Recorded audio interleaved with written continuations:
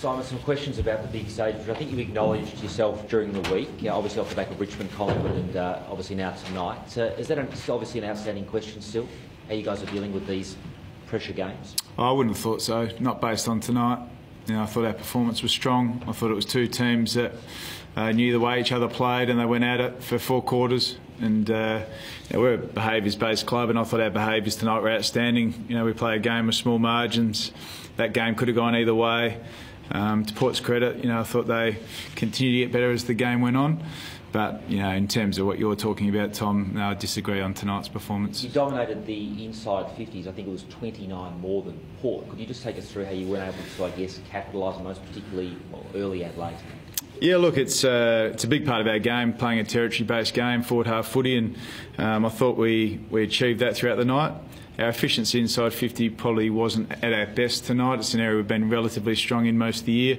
I thought Port's defenders did a great job. They won and neutralised a lot of contests. So it's something that, obviously if you get that supply, you'd like to score more.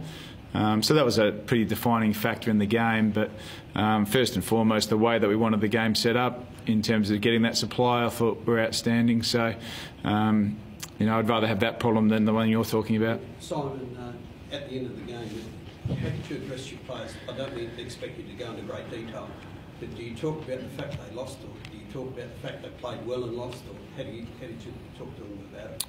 Yeah, I talked to them in about just how I spoke to you guys. It's clearly they'll be disappointed with the result because the result is we lost, but the way they played and the behaviours they're instilling in the way they play were really strong on the night. So you've got to review the game with the right mentality around what you're actually looking at. And as I said, that game was won on small margins.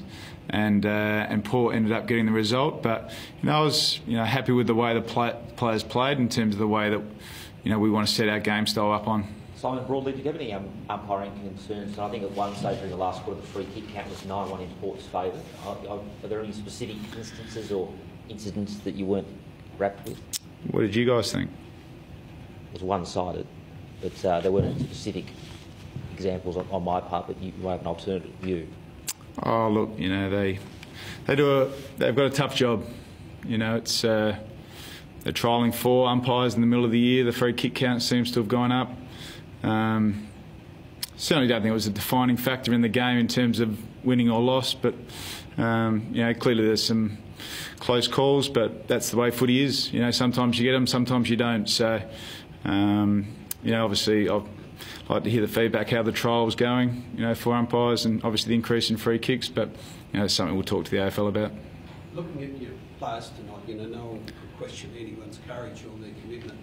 But did you think, or did you see a few players that surprised you, or encouraged you the way they stood up tonight?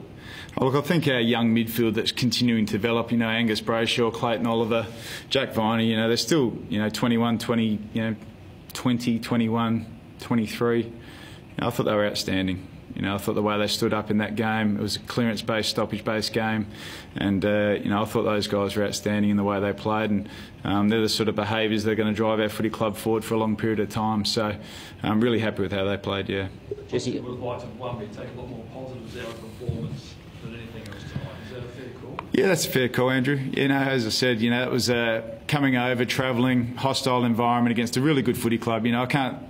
Port were outstanding tonight. They were up for the battle as well, and I thought their last quarter they certainly tackled a lot.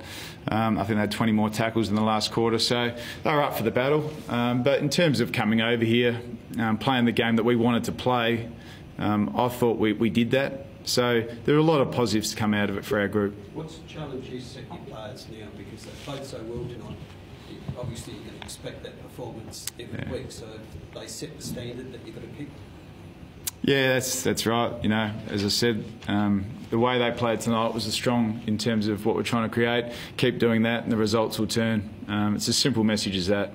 Coming to the game, every game with that mindset, that attitude and those behaviours, the results will come our way. I know the bye, Simon, can be tricky to handle, but is there a potential fatigue factor coming off the bye in that last quarter? No, not at all. No, boys had a great preparation leading into the week. They had a really strong week on the track, but no, I thought, clearly the teams that have come off the bye haven't had the results, but I don't think you could say that was a factor tonight. Neville Jetta's job on Robbie Gray, 4 touches to half-time, no goals. I think he 2 goals in the third quarter and went in the midfield in the last quarter, but Jetta was fantastic. Yeah, he's unheralded, Nev. He does his job every week. He's one of the great one-on-one small defenders that can lock away an opponent, and he did that again tonight. So, enormous courage in the way he played. He was pretty bruised and battered by the end of the game. So, it was great to see the way that he plays, but he does it week in, week out, and I think he's finally getting some of the credit that he deserves. How did you tackle that challenge when Port made a few changes in that last quarter with the midfield mix, also throwing Robbie Gray in there and Chad Wingard? And were you sort of looking at different matchups, or how did you sort of go about sort of matching what they were doing? Yeah, look, I thought Viney did a great job on Wingard early in the game.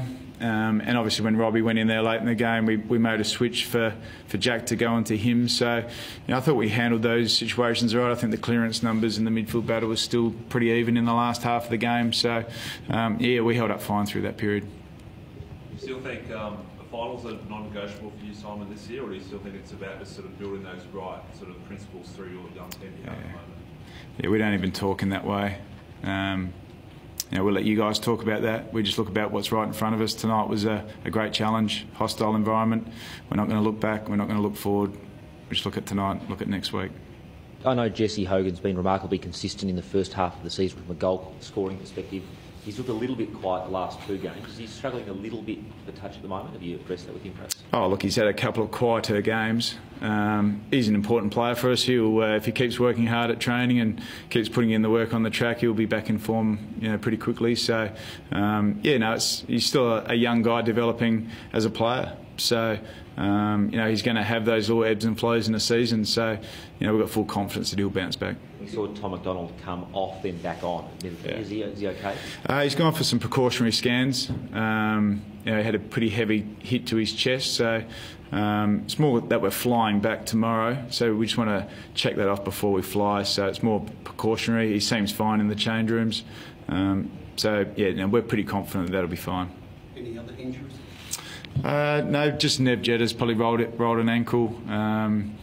So outside of that, no, we're obviously pretty sore, pretty contested game, so recovery would be pretty important, but all clear on that front. Was Jetta able to finish the game out, or did he have to come off late in the game? No, he finished it off, so he might have come off really late, but no, he's okay. He's okay, so we're pretty sure he'll be right for next week. And same with Tom, he was able to finish the game? Yeah, he finished the game off, so he had a pretty heavy hit. So as I said, it's more just that we're flying back tomorrow. Let's make sure we check it all out, make sure he's 100% to fly. You get anyone back for next week? Don't think so. No, so I think we've got a pretty clear bill of health. So VFL team played tomorrow down at Casey, so keen to get down there and have a look. Good guys, thanks guys.